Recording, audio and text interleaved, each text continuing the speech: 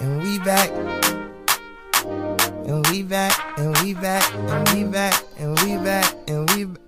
Is up, Panther Nation. Do you hear that noise? It's just beautiful sound of silence. Brought to you by haters everywhere. We really did make our presence known this weekend in all three phases of the game. We went into the Lions' den and came out unscathed. Literally unscathed, because I was getting sick of the weekly injuries. Our Carolina Panthers face its most complete opponent yet, as Detroit's powerful front seven led the NFL with 11 takeaways, while their pass-happy offense had shredded defenses in recent weeks. Leaving Ford Field with a win is perhaps our most impressive feat to date. We were almost universally picked against by pundits and fans alike, and we came into the game as a 3-point underdog. And that was despite coming off a victory in New England. The sweet melody of silence. While there is a lot to be excited about, we are nowhere near where we need to be in order to get back to the promised land. It's imperative that we improve in a few facets. So this week, the Brothers Blue presents Winners and Losers,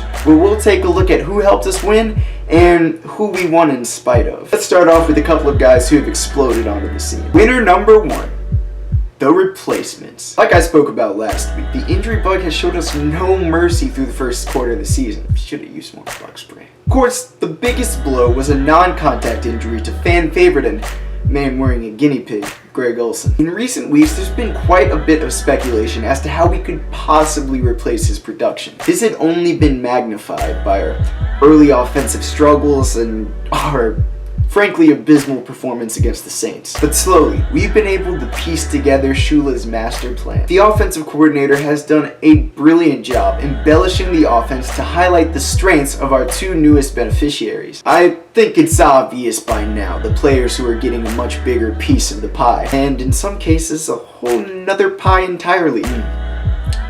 Ed Dixon and Devin Funchess are big winners this week. They were instrumental to a Panthers victory. First off, Dixon was the first Panther ever to have 2 catches of over 50 yards in a single game. His 175 total yards was second only to Hall of Famer Shannon Sharpe for tight end. But his real value comes in his blocking ability. He's currently the only player on our roster who can line up as a fullback or the H-back position. The tight end is trending upward, and if he continues to contribute to both the passing and running game, we'll quickly forget about Greg Olsen.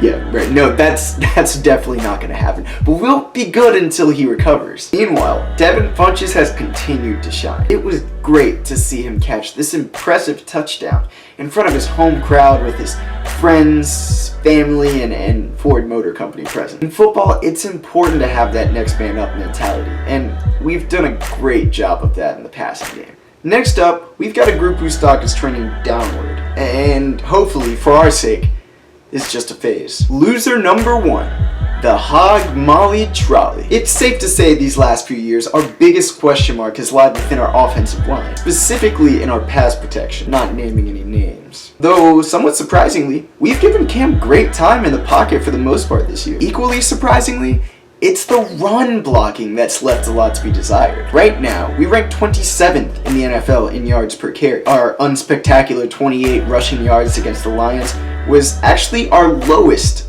in a victory in almost 20 years. Obviously, Carolina, a team that prides itself in its power run game, is going to need stronger ground production going forward. And really, our running backs are some of the most well-rounded in the league. Jonathan Stewart rarely goes down on first contact. I mean, the 30-year-old bowling ball never ceases to amaze fans. Hopefully, this lack of production is due in part to Captain Ryan Khalil's nagging neck injury. Because if we can create lanes for our running backs, and Cam continues with his elite efficiency, well, good things will happen. And speaking of Cameron Jarrell Newton, that moves us to our most polarizing player of the week. Winner who lost, Cam VP.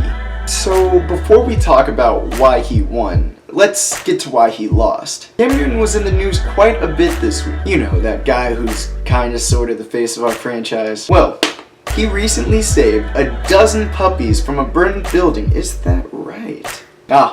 Looks like I read it wrong. He made us sexist.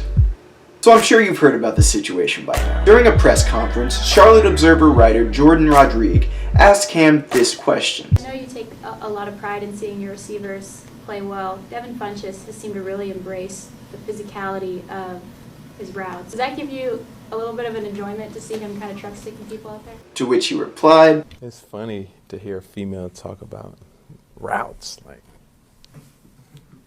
it's funny.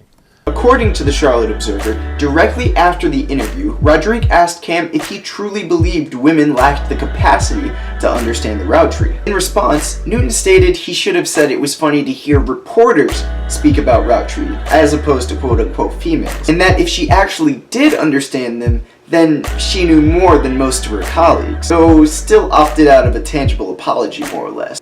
Then came the backlash. After causing quite a stir on social media, dairy conglomerate Dannon cut ties with the star quarterback the next morning. You may remember some of Cam's greatest hits, the Oikos Greek yogurt commercial. Cam, protein from yogurt. Yep, this Greek non-fat yogurt packs 15 grams of protein punch. So obviously, the biggest takeaway from those was Cam's dismissive and belittling response to the journalist. After all, it was undeniably rude to the reporter herself and also immensely discouraging to any women looking to join the field. Though above all else, I found it largely unnecessary. So suppose Cam was raised with misogynistic undertones. Suppose he truly did believe that women just didn't have the cognitive capacity to understand certain things. I'm puzzled as to why in the world he would say it out loud in a professional setting, much less a nationally televised press conference. Above the degrading content of his words themselves, what really took me back was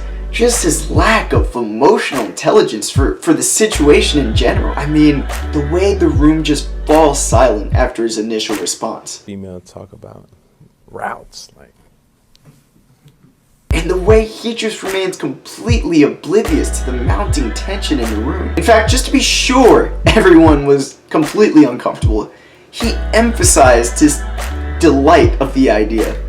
it's funny.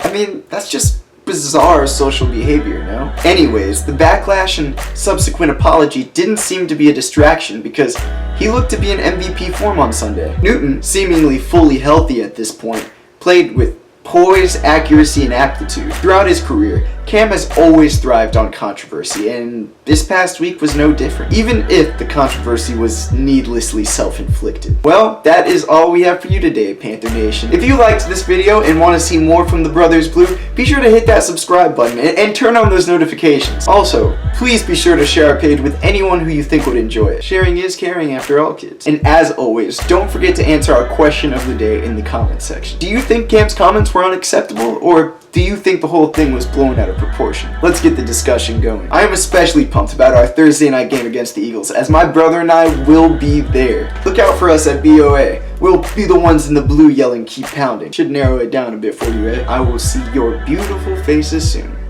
Stay blue, my friends. Keep pounding, keep pounding. Yeah, appreciate it.